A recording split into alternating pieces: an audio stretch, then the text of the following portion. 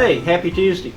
April is Autism Awareness Month, and I've got a good friend of mine today with me, Dr. Michelle Zena. She is a behavioral pediatric specialist down in Statesboro and also head of our DFACS Advisory Board, and she's also brought a friend with her today. Yes, I brought with me Andrika Ewing. She is getting her doctorate in public health at Georgia Southern, and Excellent. she is working hard to help us increase autism awareness for April. Excellent. So let's talk about autism. Well, I thought that since we've talked about autism once before with the State Advisory Board, that it might be fun if we gave you a little quiz. Sounds good. All right, we know you're a smart guy, but the questions were not designed to be easy. So true, false.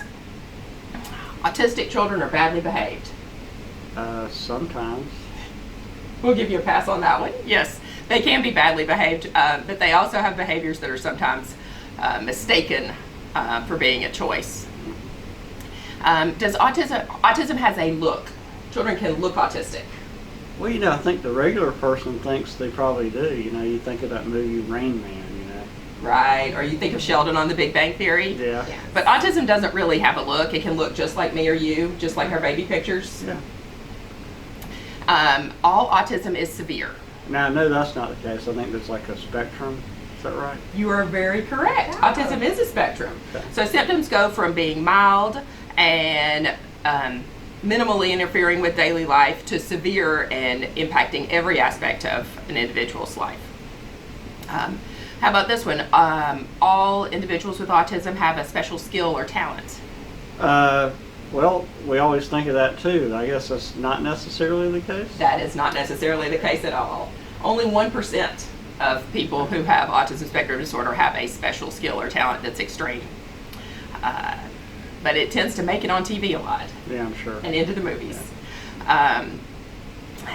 And what about children with autism's behavior can improve if they just have more discipline and structure? That's a hard one. I mean, I think we all need a structure, but it doesn't sound like that's sufficient. That's not just a matter of discipline. No, but almost all parents and caregivers of children with autism have been told that if their child just has more discipline and structure, that the behavior will improve. Right. Parents in my office will often say that they've been told, oh, if you just sit in my house for a week, I could straighten him out. Yeah, I've heard And that. that's really not the case. How about this one? A meltdown is another word for a temper tantrum. I know this is not correct because I know with children on the autism spectrum, it's a matter of lack of impulse control. Maybe it's just a matter of not being able to deal with their emotions. It's not a temper tantrum. It's not a temper tantrum. They can have temper tantrums just like anyone else. But a meltdown is when a child is overwhelmed and unable to cope with the situation. And a temper tantrum is a child who's trying to manipulate a situation to get what they want or to avoid something they don't want. All right, and then our last one. Can bad parenting cause autism? No, absolutely. I know that's not the case. You are So- correct. So let me ask you, Andrika, what exactly is autism? Yes, so autism is a bioneurological developmental disorder, and as Dr. Zena mentioned earlier, it can range from being severe or mild, and also in terms of intelligence and intelligence capacity can range from high or low. And the symptoms for autism can also be present at a very early age, but tend to be diagnosed at a later age.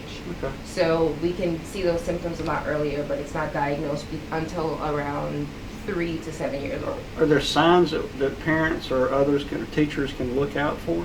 Okay, so there are 5 main signs that are typical in most autistic children, and they are poor eye contact. You also have no pointing before the age of 1, so children who tend to like reach for things or point at things that they like, you normally don't see that skill in autistic children.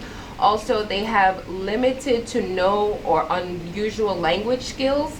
They have difficulty making friends, and it can also appear like they're ignoring others. Because they're kind of wrapped up in their own Yeah, so they're mind. kind of wrapped up in their own world, so other people can take it as they're ignoring other people. Well, Doc, I mean, what do we do? Do we need to? What do we do about when do we diagnose them?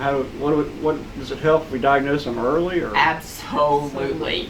Unfortunately, in Georgia, we don't really get children diagnosed early, but early intervention makes a huge difference. And autism can be diagnosed as early as age 1. Oh, really? Okay. Yes. And when kids get early intervention, then they get the behavioral-based interventions and other services like speech therapy that really can make a difference. In fact, so I think we have time. I'm going to tell you a little story about one of my patients that's Okay. 100% true. Okay. 8 years old and spoke a little bit, but not, his speech didn't have a lot of meaning. He mostly just repeated what he had already heard, what he had already heard, what he had already heard, and not potty trained. Needed help with almost everything. Did not even really spend much time playing because he didn't know how to use toys. And he was diagnosed and got intensive intervention 4 days a week for half a day. And after 10 months, he walked in to the office, and I was cleaning up from a lunch meeting, and he said, "Hi, Dr. Zena." He didn't know how to greet people before Wow. That's intervention. great. And then he said, "Ooh, radish. I want a radish. Cucumber. I want a cucumber. Cucumber, please. Cucumber, please now." And held his hand out That's great. because he knew exactly what he wanted, and he was able to tell us. Able to communicate. Correct, in less than a year. Wow. So is there a medication we can give children who have autism? No, medicine doesn't actually treat autism. Okay. Medication can treat symptoms associated with autism and other diagnoses that children with autism often have, like ADHD or anxiety. But there is no medicine to treat autism, just like there's not a cure for autism. However, we do know that with intervention, autism symptoms get better and better, and sometimes they get so much better that a child can fully compensate and it doesn't interfere with their life. So their social skills may not be fantastic. They're not going to grow up to be a salesman, Right. but they're certainly going to be a functioning, contributing member of society, and there's no reason that they can't be a parent and work and be employed and help make our community better. And Drika, if, like, do we know what causes it, or what are the risk factors for it? Okay. I know vaccines do not cause autism. I think we need to Absolutely. make You that are clear. correct. Okay. You are very correct. So the main causes of autistic children or autism is premature birth. We see a higher rates in children with autism with premature births, and we also see a higher rate in parents who are older. So the older the parent, the more likely that the children or the child will be autistic. And it kind of tends to run in families. And it also tends to run in Exactly. That's what I families. understand. Exactly. So if there's someone in the family with autism, the likelihood is a lot higher. It's actually more inherited than how tall you are. Wow. Okay. Yes. Well, thanks, y'all. I think it's really important that we get this word out because, as y'all know, one of the more difficult issues we deal with at DFACS are children who are on the autism spectrum, and then sometimes especially when they become teenagers and they kind of lose it's like the hormones kind of take over and their behavior, their impulsive behaviors can get a little out of control. Sometimes parents don't know what to do, and sometimes they call us asking for help. And of course, our staff doesn't always know what to do, so we have to work with behavioral health with experts like you. And so I think it's really important that all of us make sure that when we see a young person or a child who has unusual behaviors, like that might be reflective of autism, that we make sure they're getting really good intervention and that we're not labeling them as some kind of problem child, right? Exactly. Exactly. And we'll be able to share a great website. Okay.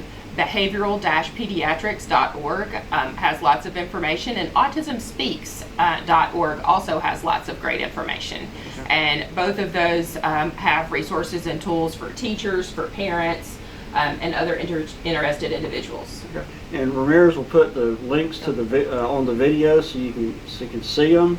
And I appreciate you ladies being here with me today and talking about this issue. You know, it's a really important one, and it's a vulnerable population that we have the ability to help tremendously. I think, especially as you said, if we intervene early and we give them that Absolutely. intensive kind of therapy for it. So thanks everybody. Great, We'll thank you. We'll see y'all next week.